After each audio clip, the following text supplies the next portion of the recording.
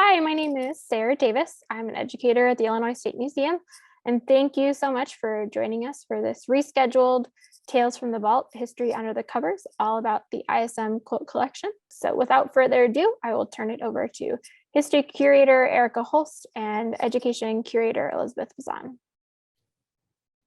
Hey everybody, thank you so much for joining us. Today we are going to be talking about quilts from the Illinois State Museum's quilt collection. And this will be a tag team effort because Elizabeth and I both bring our own certain strengths to this presentation. I, as the history curator, have more of an academic appreciation of quilts. I look at them through the lens of history and the stories they tell and the people who made them. But full disclosure, I am not a sewer. I don't know how to sew. I don't know how to quilt. I don't understand the craftsmanship of quilts. And I know that that's sort of a vital component of a quilt's story and appeal to folks. Hence Elizabeth, who does know how to sew and does know how to quilt and can provide the kind of expertise and deepen the bench beyond just me.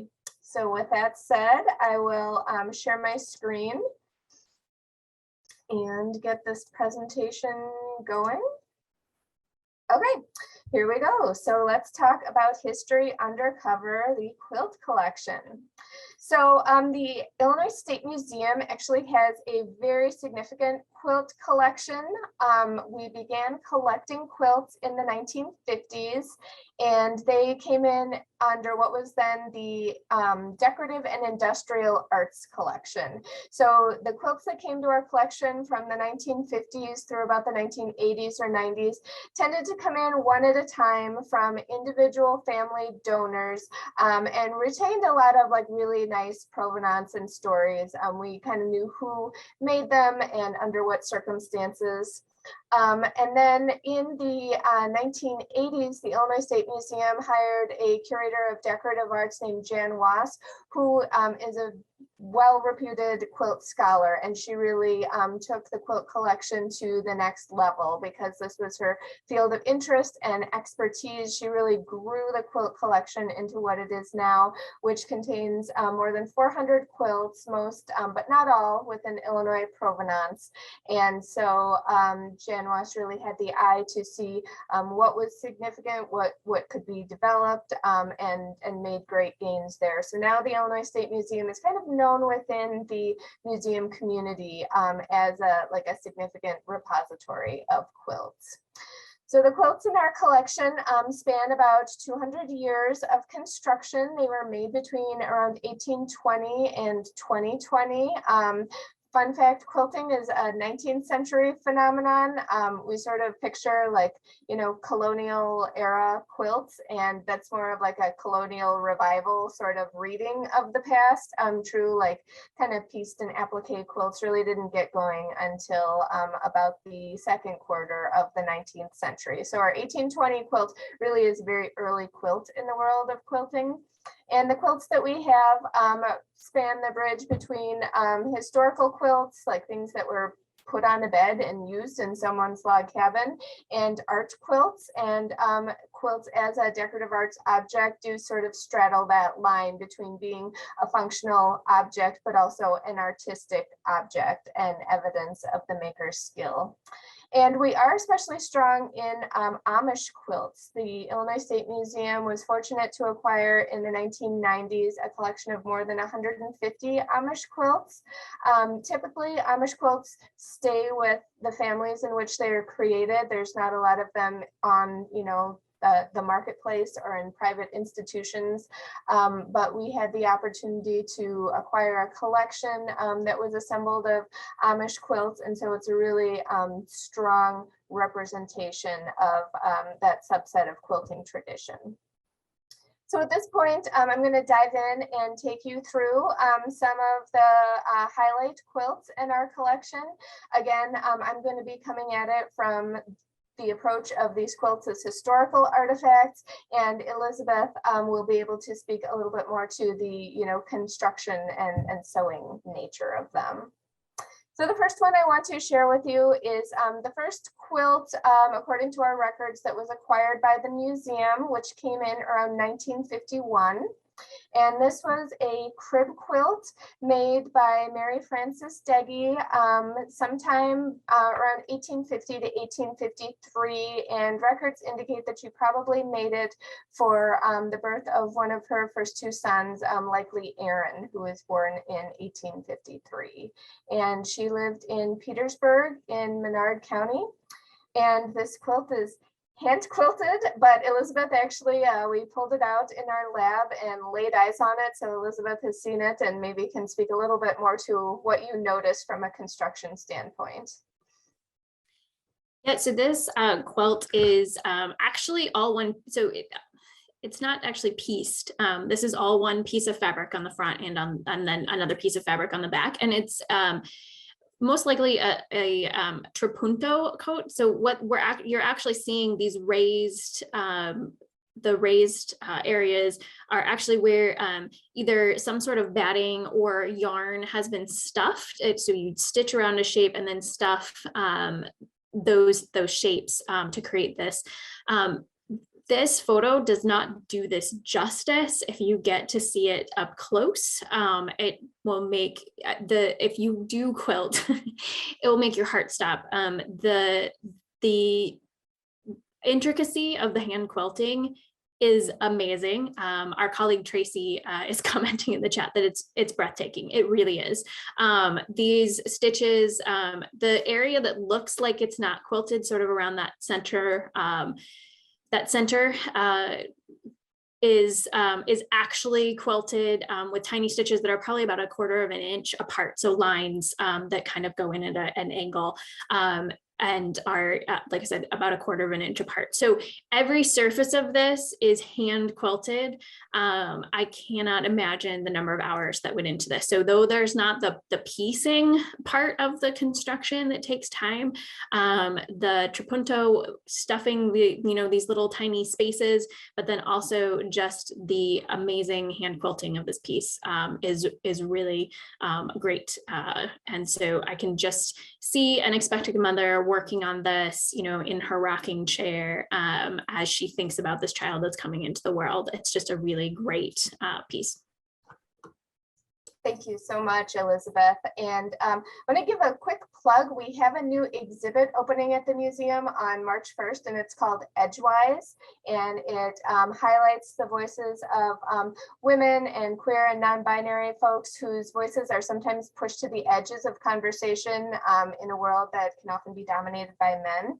And like having seen this quilt, it's like, oh, we should have put that in there, because I love what Elizabeth said about, picturing a mother sitting and sewing this quilt. And this is such a private artifact. This went on her child's cradle. It's not something that, she ever showed in a exhibit gallery or won any ribbons for, likely, or, it was this private expression of love, but like so rich with skill and artistry. It's a really powerful artifact, I think. So our second quilt is an album quilt, and this was constructed between 1857 and 1862, and it was made by a girl named Martha Jane Gourley. She actually started it when she was a teenager, and she was one of Lincoln's close neighbors. So she lived here in Springfield, Illinois, and each one of the squares here, or most of them, are signed in indelible ink by one of her friends. And the signatures represent people who came from the South to settle in Springfield. They represent people who come to the North to settle in Springfield. And also some of the names are people who were in Springfield for a time and moved farther west. So this is a wonderful snapshot in time of this young woman's social circle, giving you an insight into who she was near, who she was friends with, who she had enough of an emotional bond to sign her quilt, and also the dynamic nature of these ties and the dynamic nature of this era. This is a time when people are very much in motion, when people are moving to Illinois from other parts of the country, and sometimes sometimes pulling up stakes and moving on, you know, so the people who were in her world to sign her quilt for this 5-year period are not the people who are physically present. But it is also representative of, you know, this bond of affection and friendship that remained in indelible ink in this hand sewn artifact, even after people had physically moved on to other locations. And then we did look at this one too, Elizabeth. Is there anything to say from a construction standpoint? Not a whole lot. Like this one is hand pieced within machine quilted. We did look at this and wonder,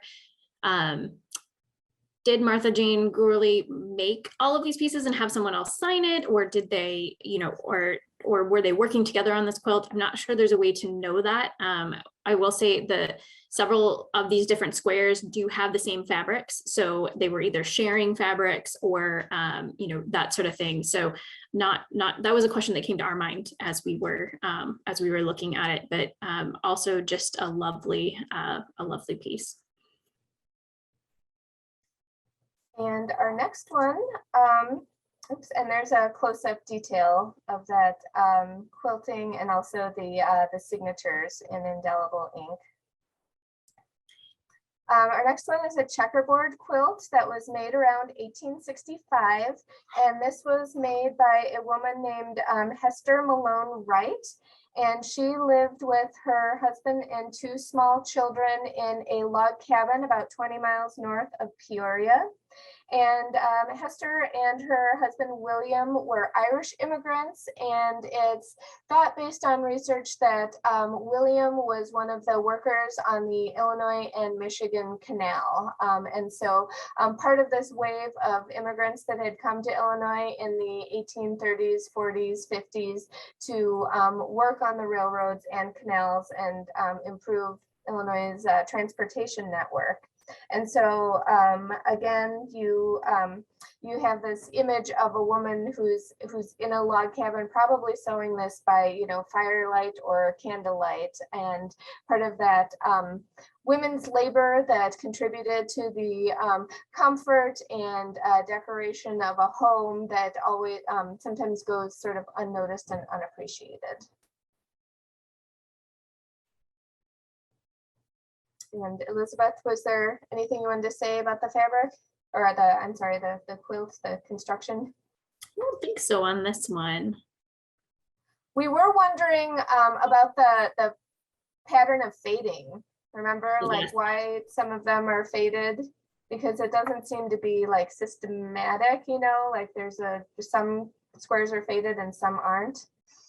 Yeah, and I'm not an expert on materials, but I honestly wondered if it was possibly either from 2 different bolts of fabrics, like 2 different dye lots, and that one faded rather than the other, because they are mixed together. So it's not like there's a shadow of, like, if this was laying in a bedroom with the sun, you know, on it the same way every day, and they are mixed within the. So yeah, some of these, as a sewer, when you're looking at these and you're thinking about your own quilts and wondering how they're going to age, it's just interesting to see how some of these things age and change over time. And it's a yes, the question of dye lot versus fading. So, you know, planning ahead and making sure you have enough material of a certain dye lot when you're sewing, or if it was like if one kind of bolt of fabric got faded, it's a kind of stark reminder of the power of the sun, and sun damage is cumulative. So yes.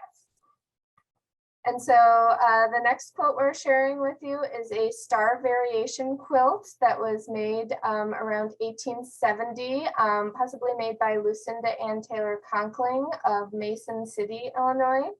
And so in 1863, 17-year-old Lucinda married her sweetheart Philo Conkling, who was the first sergeant of Company H of the 7th Illinois Infantry. So he was a Civil War soldier, and he had spent time as a prisoner of war. So Philo did survive the war and came home, and he and Lucinda had 2 daughters. They had an older daughter named Frances. In 1870, Lucinda was expecting her 2nd daughter, and her husband died suddenly, and it's thought that his health had been weakened by his stint as a prisoner of war in the Civil War. And so Lucinda, like many young widows, was left without a means of support. She had a young daughter and another one on the way, and she made the horrible, heart-wrenching decision to send her older daughter, Frances, back to her husband's wealthy relatives living in the East because she didn't have the means to support her child on her own anymore. And so the family story that came to us with this quilt is that Lucinda gave this quilt to her daughter, Frances, to kind of wrap around her and keep her warm as she was departing for the East in a covered wagon, leaving her mom behind. So sad, sad but powerful. And Elizabeth, what are your thoughts? Yeah, this too is a beautiful quilt, hand-pieced, hand-quilted. I do, someone might have said this in the chat, but I do notice that that one block in the upper left, it almost looks like petals are blue rather than pink, which is interesting. You kind of wonder about those decisions. Do we run out of fabric, or you know, just those things when you're making a quilt, the decisions that you make, and where you might put a block like that that's a little different. So we had a question in the chat. Did anyone, do we know what happened to the daughter? We might. I didn't dig that deeply into it because we were slightly pressed for time, but that's an excellent question. And I would, now that that's brought up, love to know, if she ever saw her mom again, if they were ever reunited. So I will make a note and look into that. Thank you. So the next quilt we have is a 7 stars quilt that was made around 1870, maybe a few years earlier than that. And so this quilt is the product of a married couple, Mary Ellen and George James.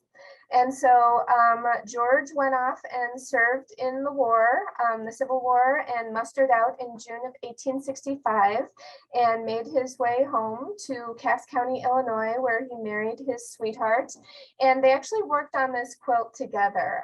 George created a template and he cut out the pieces. And apparently there are more than 14,000 pieces in this quilt. And then Mary Jane sewed them together and quilted it. And so the family story associated with this is that this was a way for George to unwind after the trauma of war. It was kind of something simple and peaceful for him to do to kind of start to heal after what he had experienced as a soldier. And it was also a way for the young couple to kind of have a project together so they could get to know each other after having been separated by war for so long prior to their marriage. Yeah, and Elizabeth? Yeah, as you can imagine, these pieces are very tiny. They're about 1/4 inch or so across, about that. This is when, again, as a quilter, I would love to be able to take this apart and see the seam allowances on the back, and just see the seam allowance is how much you have between the stitching and the edge of the fabric, because there's not a lot of bulk to this either. And so that it would be lovely to see that. But it is an astounding piece of work. And I just love, those of you who are crafters know that it is very cathartic, and it's a lovely, I just love the fact that this is something they worked on together. And I can definitely imagine it being a restorative process if that story is true from the family. And our next quilt, we're kind of Civil War heavy in this talk, so pardon us. It kind of reflects a personal interest in some research that had been done prior at the museum. So this is a log cabin quilt, and this is literally an artifact of reconciliation. This was, we believe, made by a woman named Sarah Reed, who lived in Anna in deep southern Illinois in Union County. And the Reed family had moved to Illinois from Tennessee. And when the Civil War broke out, her son William joined the Illinois infantry. So he joined up on the side of the Union, and he was actually killed at Fort Donelson on February 15th, 1862. Later on, her second son moved, Thomas, went to Tennessee after his brother died, and he actually enlisted in the Tennessee infantry fighting for the South. So here's a mother literally with brother against brother fighting each other in the Civil War. From what I understand, Thomas did survive the war and returned home. And Sarah took pieces of both her sons' uniforms to stitch them together. So there are Union uniforms and Confederate uniform pieces joined together in this quilt to kind of symbolize maybe family healing and also national healing. So Elizabeth? Yeah, so these pieces are about a ½ inch wide. The pattern is called a log cabin, for those of you who are familiar with that. This piece is actually not quilted, so it is stitched, and there is a backing that has been sewn to the back, but it's not actually, the backing hasn't been sewn to the front other than just at the edges. So we're positing that this might have been more of like a summertime throw because it doesn't have that layer of batting in the middle. The purpose of quilting is usually to hold your batting or that filler in place in between the two layers. So without that, you don't necessarily need that portion of the quilt. So this is an interesting example from that standpoint. And the next one, apologies, I kind of slipped this in at the last, oh, and here's a close-up view of that. Sorry, I should put these up when you're talking, Elizabeth. The next one, I slipped in at the last minute because I saw it and thought it was cool. So Elizabeth has not laid eyes on this, so she can't offer any like hands-on insight. But this is a tobacco flag quilt from 1915, made by Hattie Fishel of Macon County, Illinois. And there's a very brief window between 1912 and 1916 when tobacco companies would include these little flannel flags kind of as a premium with cigar boxes. So Hattie took a whole bunch of them that presumably someone in her family or maybe even her had stored up and sewed them together as a quilt. And she made this for her grandfather, William Milton Holmes, who was a Civil War veteran. By 1916, a lot of states had passed laws that forbade companies to like give out free goods, and tobacco companies also were sort of dropping the flannel quilt thing as a cost-cutting measure. Again, it's this very brief window between 1912 and 1916 when these flags are out there floating around, and just sort of, you know, shows a woman's craftiness, like, oh, what do I do with all these? I could make something out of this, and created this very lovely keepsake for her grandfather. So I'm sorry, Elizabeth, did you have anything you wanted to add, like sight unseen for a surprise? No, I love the idea. This reminds me of t-shirt quilts that people do today, where you have all of these t-shirts that you can't possibly wear them all, but want them as a keepsake. So this is a really interesting example. Very, very cool. Awesome. I want a t-shirt quilt. I wish I could quilt to make myself one. Okay, so the next one is an example of an Amish quilt. We have more than 100 of them. So it was a matter of choosing one to share with you as a representative sample here. This one is a 9-patch on-point quilt and possibly made by Barbara Yoder Otto of Douglas County, Illinois. And this being from the date range of 1850 to 1870 makes this a very early example of an Amish quilt. Most Amish quilts that are known of don't date very much earlier than 1880. So this is an early example, and it is hand pieced and sewn. And that's also kind of an anomaly because the Amish did take to the treadle sewing machine, so not electric, all like foot power. So most Amish quilts are machine made. And then Elizabeth, we did look at this. So what can you tell us about this one? Yeah, as we were looking at this fabric, we were honestly wondering if the fabric was hand woven as well. It has a mottled appearance. I don't know if you had a close up of this one, but it's kind of a rough wool, and so it kind of has like an itchy or scratchy to those of us who are used to modern synthetic fabrics. But it definitely has a hand woven appearance, and the colors are really lovely. I love that the red is even throughout, and then the placement of some of these off colors of the backgrounds. We were wondering about the choices that were made there. Was this just kind of like grab bag style? You're just grabbing it out of the bag, putting a piece on, or did she lay this out and kind of make choices about where to put those different fabrics? But yeah, it's a lovely piece as well. Thank you, Elizabeth. And then moving on,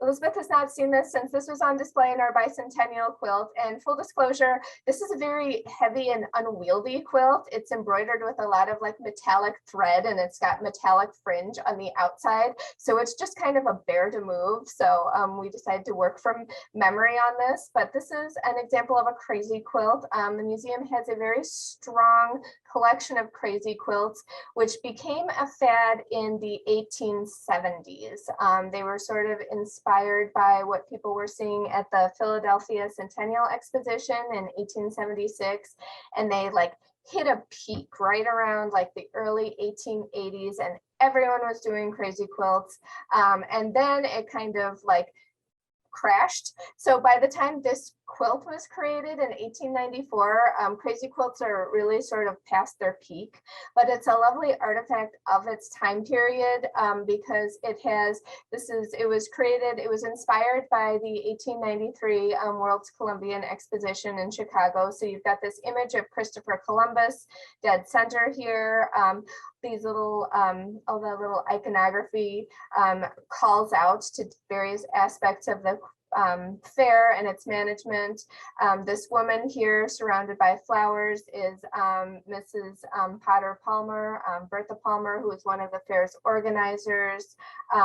There is, I believe this is Grover Cleveland, who is president at the time.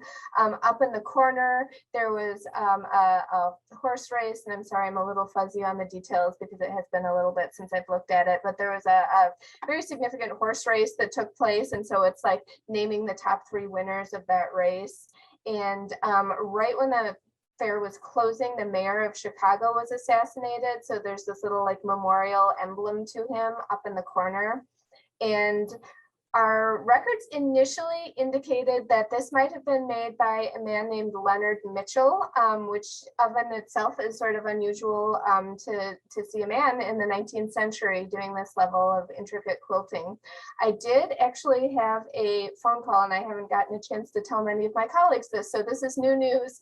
I had a phone call from someone who's been doing research into this quilt, and she has found evidence that suggests that Leonard Mitchell possibly stole this from his landlady's wife, and that the landlady's wife was actually the true creator of the quilt. So there's some interesting backstory to go back into it. But crazy quilts are typically made of really sort of luxurious fabrics. You see a lot of like silks, you see a lot of velvets. The silk tends to like shatter over time. And often these are fabrics that are like purchased for the purpose of making a quilt. So women aren't necessarily like cutting up their own dresses. They can go by the late 19th century and like buy, you know, fabric for it, or even like pieces for it. And Elizabeth, do you have anything to add, not having laid eyes on it for a couple of years now? It's been a while, but I've seen it many times.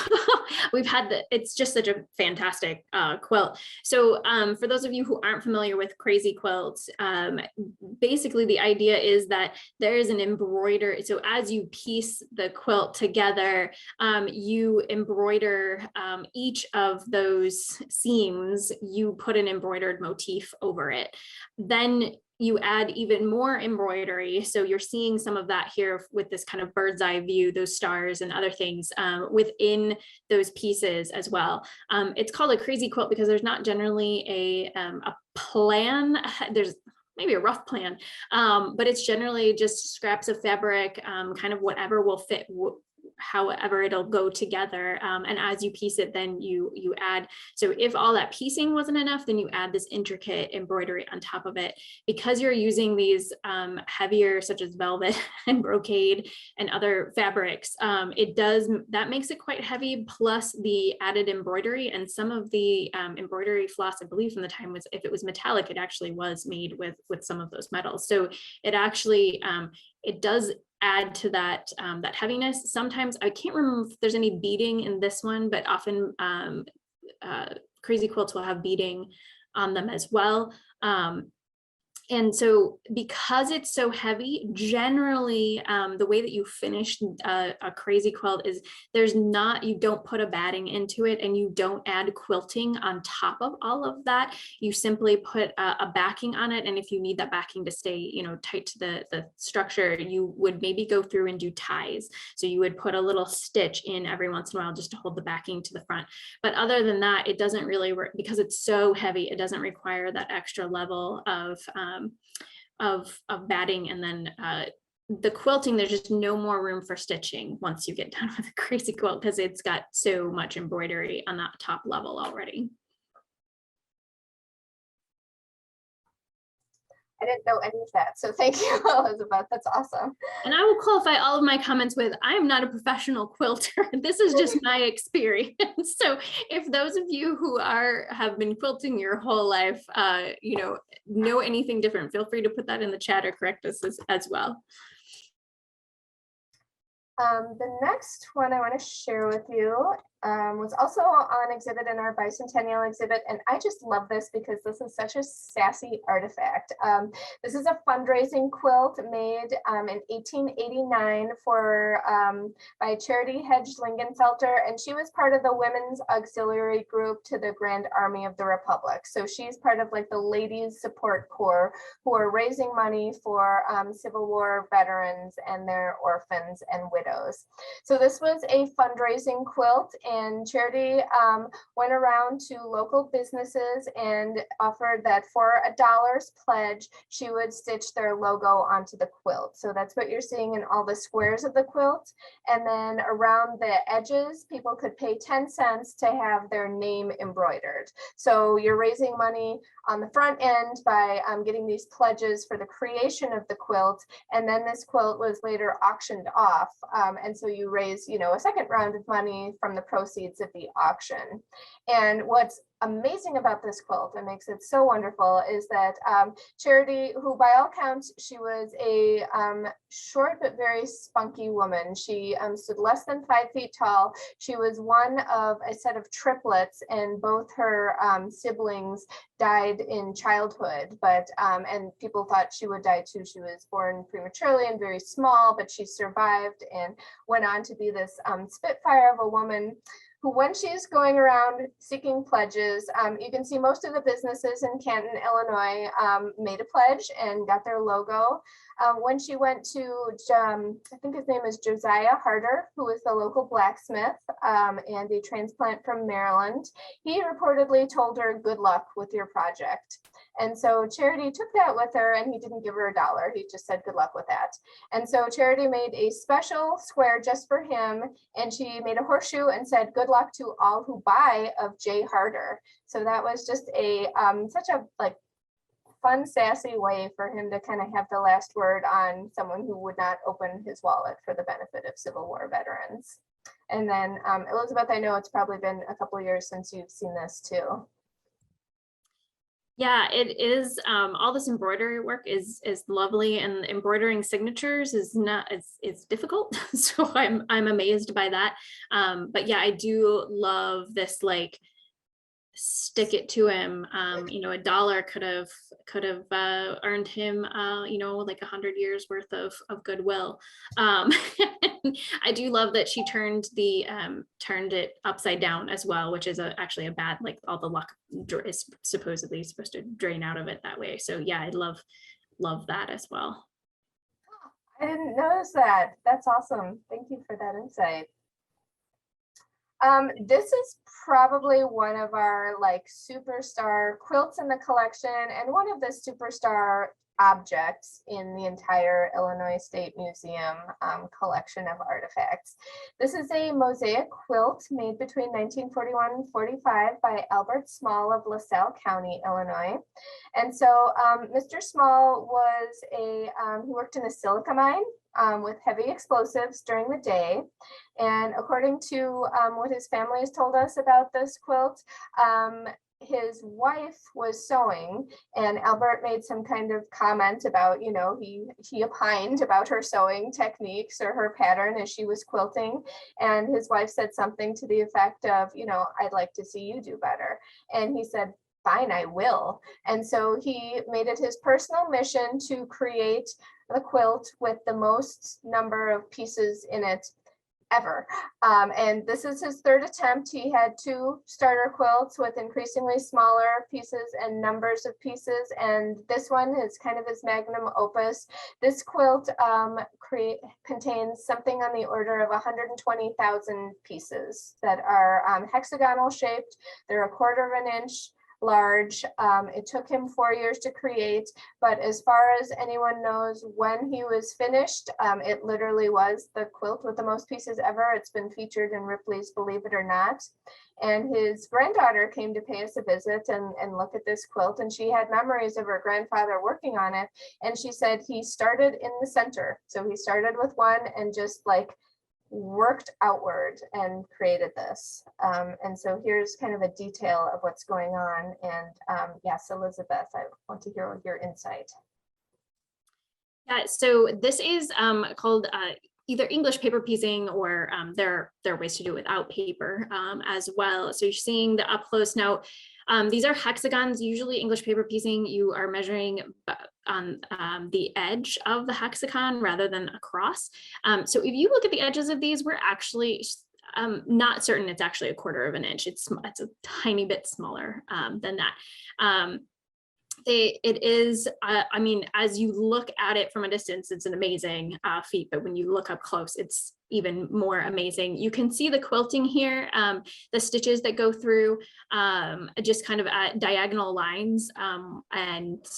So you can, I love this picture that you can actually see it as well. If we have time, I can do a demonstration of English paper piecing, just so you can get an idea of how this piecing goes together. Erika, if you stop sharing, I'll start my other screen here.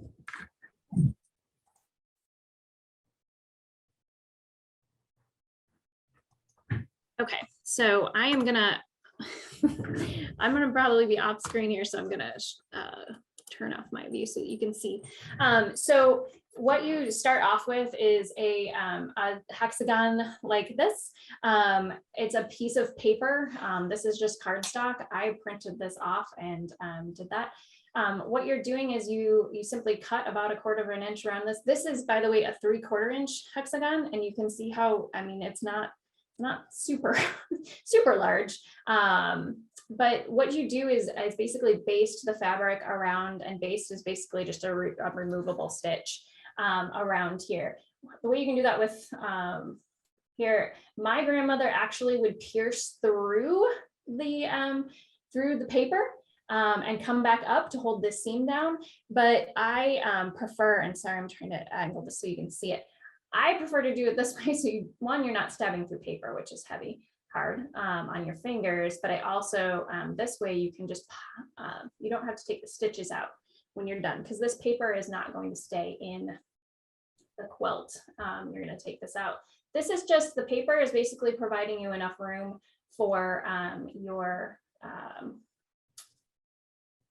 enough stability for you to do the seams and stitch the pieces together. So Albert would have had tiny, tiny either pieces of paper or metal of some sort, but some sort of basis to do that. So you're just going to go all the way around to baste that together. And then once you're done with that, you're going to have these all these different squares. You simply put 2 of them together. I usually try to match the grain of the fabric so that it's all going the same way. Here we go. My light in here is very, just so that when it stretches, it's all stretching in the same direction. So then what you're going to do is I've put these 2 back to back so that you've got the right sides together. And then you're just going to catch the very edge of this fabric here with your thread. And you're just going to do, this is called a whip stitch. So you're always stitching from the bottom to the top, or the top to the bottom, doesn't matter. And you're just wrapping wrapping it around here. And when you're done, then you're going to open this piece up. So just imagine Albert doing this to all of those pieces. So you can see that, and I'll do the, so when you're done, you end up with not squares, but quilt squares, pieces that look like this. You can see this one, once you've gone all the way around, you can then remove the paper. My colleague Tracy does a lot of English paper piecing. She introduced me to, instead of doing the basting with your needle, there are fabric glue pens, so you can just do this for the basting, which is amazing, and then it's removable and washable, and then you can just peel the fabric off the paper. That has saved me a lot of time and probably at least 1 carpal tunnel surgery. So that is great. When you're all done with it, then you can put it together. This is a quilt that my grandmother started and that I finished. This is called a English flower garden. This is just the top of the quilt. I haven't finished it yet. I'm still looking for a backing for this quilt, just the perfect fabric for the back. She liked to work on this in the car as something, it's, before you start stitching these all together, it's a very portable craft. So you can still see that until I finish this quilt and get the backing on there, I've left all of the paper in the back, but you can see the back side with these seams on the back. This is the part that I wonder about with Albert's. These are about a 1/4 inch seam allowances. Obviously there's not, if your piece is smaller than that, there's not a lot of room for seam allowances. So I am amazed at his ability to keep the back of his quilt from unraveling with the thinner seam allowances, and there's not a lot of bulk to his either. It's really fantastic work. So kudos to Albert. I don't think I will ever try anything smaller than 3/4 inch. But it's a fun and easy activity. I will admit it's somewhat addictive. Once you get started, you'll have a hard time stopping. So stop sharing my screen. Roll back over. So hopefully that was enlightening. If you have ever seen a quilt like that, now you know something about how it went together. Thanks so much. That fills in a lot of pieces in my mental map of like how things work that I totally didn't understand. I'm sorry, sorry to interrupt, just for my own, what happens to the paper? Do you pull it out? Does it get washed out? Yeah, you just you take it out. So the ones my grandmother did where she actually pierced through the paper, you have to actually rip those seams out and take those out. It's just basting, so they're large stitches, so it's not that difficult to do. But yeah, the way that I go around and baste just the corners, like I demonstrated, you can just kind of bend the paper and it pops right out. Now the problem with that, and the reason why my mother probably did the piercing method, is as you're moving it, sometimes they just pop out on their own, and you either have to get it back in there or just really work on putting that seam in there well. So you don't want them to pop out too soon. The glue method is great too, but you can't leave the glue. Like if you're going to take years and years and years to work on a project, you probably don't want the glue on there that long. So it's probably you're back to doing that. And I'm seeing a comment here from someone in the chat too, that, or you leave the paper in there, and then yes, you leave a clue for historians. The pieces that are from my grandmother, you can tell they're from all of the inserts from magazines over the years, because it's, again, cardstock. She used those and cut out her pieces. I also have 2 plastic hexagons that I'm fairly certain my grandfather, who was an engineer, cut out for her to be that template for her to make her paper pieces. So yes, you can, if you can find, this is where finding a whole quilt is great, but finding a partial quilt really gives you a window into the crafter to see that as well. And someone else is saying plastic templates as well. Yes, there's lots of different ways to do it. It kind of just, it depends on the materials that you have on hand. And like I said, you can buy the individual hexagons. If you're doing a large quilt, that can get expensive. So I just go through the time to cut out my own, print them out and cut them. So. Cool. Thank you so much. That's super illuminating and adds a lot. I will dive back in because I know we're coming up to the end of our time here. Okay.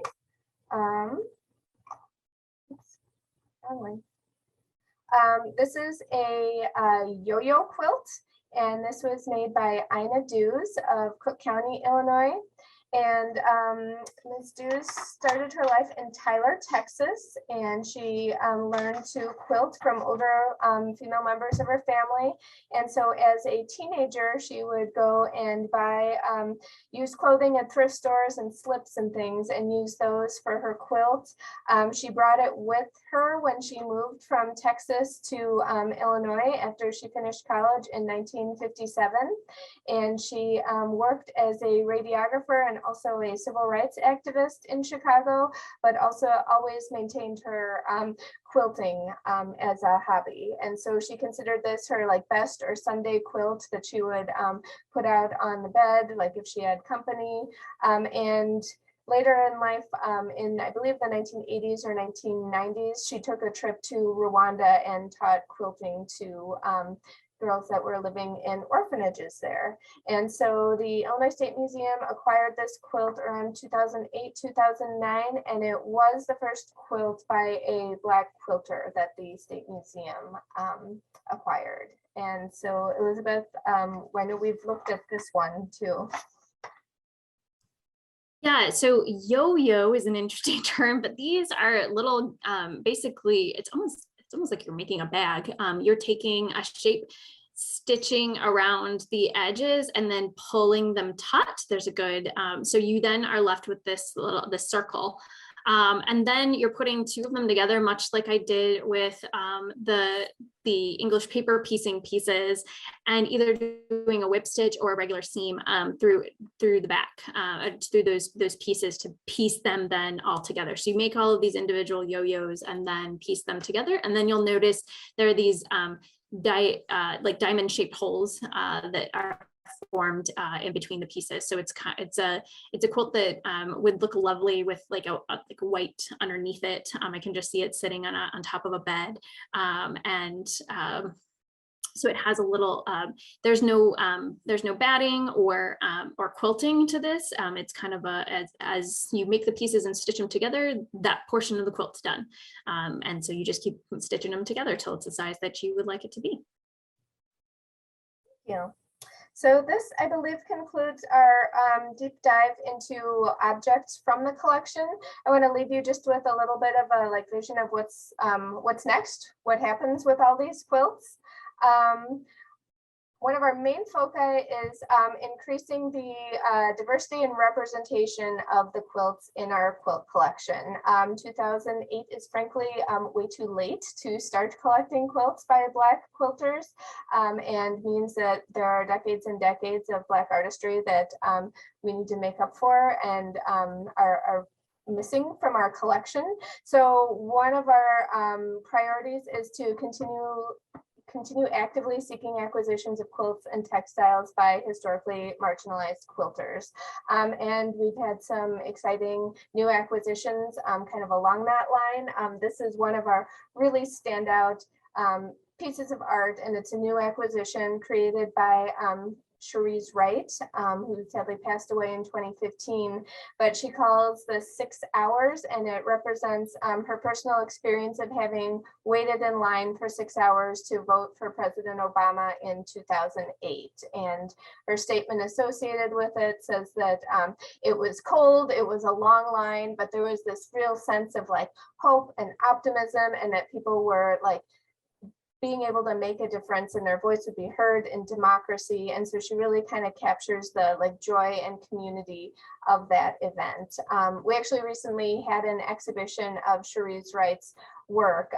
We have a small collection of her work, and there's some that still remains in the hands of her family. So I hope you got to catch that when it was up. It's really dynamic and lovely, and so we are looking to build more in that direction. We are continuing to strive to make our quilts and quilt information accessible to the public. And one thing that's going on behind the scenes here is that we're transferring our databases to a new collections management system that will have a public-facing component. So once that data transfer has happened and we're trained and brought up to speed, we should be able to share images of the objects in our collection that have images. Unfortunately, most of our quilt collection has been photographed, and then also take images and add images. So that'll be a nice point of access, so the public can see what we know about our quilt collection. And at the same time, we're continuing digitization of records from the Illinois Quilt Index Project. And this is a joint project of the Land of Lincoln Quilters Association and the Early American Museum. It began in 1986, and its quest is to register Illinois provenance quilts. And so because it started in the 80s, this was all paper-based, and people who owned quilts made in Illinois were asked to fill out as much information as they knew. And sometimes, sometimes you just knew the quilt maker's name, sometimes people knew no information, sometimes people knew who made it, when they married, where they lived. So all information was gathered up. And to date, there have been 15,000 quilts plus registered, but because this was a project that started in the 80s, they're all, that means 15,000 pieces of paper.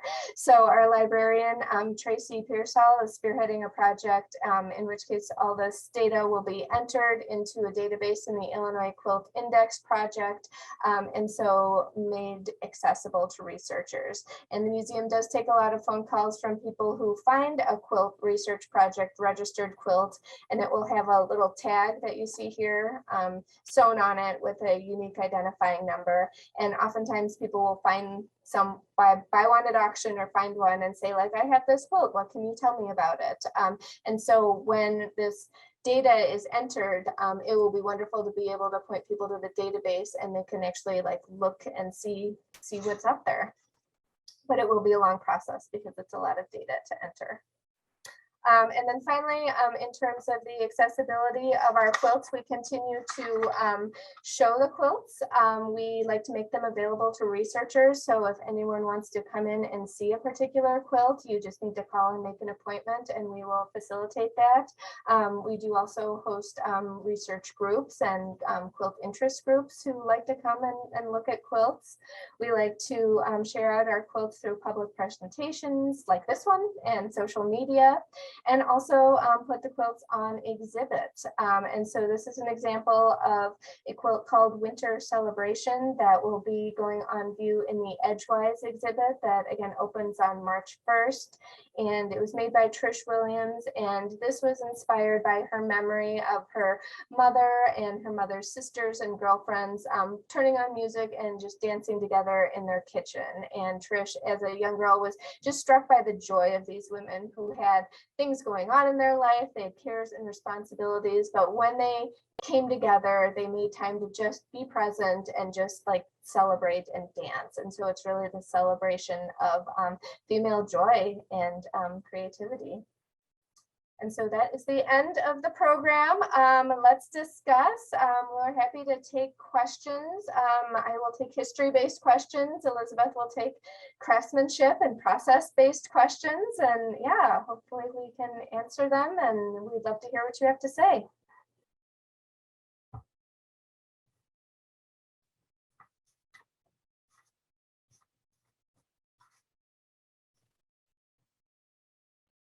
Sarah, did you notice any questions coming through in the chat?